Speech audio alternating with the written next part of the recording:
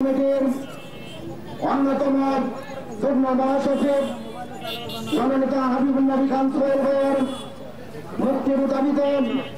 আজকের এই মানববন্ধনে আমরা রংপুর মহানগর থেকে স্পষ্টভাবে এই ফ্যাসিস্ট সরকারকে জানিয়ে দিতে চাই যে আপনারা যতই জুলুম নির্যাতন করেন না কেন, যতই আপনার কারাগার বন্দী করেন না কেন, আপনারা যদি অবিলম্বে সমস্ত মামলা প্রত্যাহার না করেন তাহলে ইনশাল্লাহ জনগণকে সাথে নিয়ে রংপুরে বৃহৎ আন্দোলন গড়ে তোলা হবে এবং উত্তরবঙ্গকে অচল করে দিয়ে আমাদের সেই কারারুদ্ধ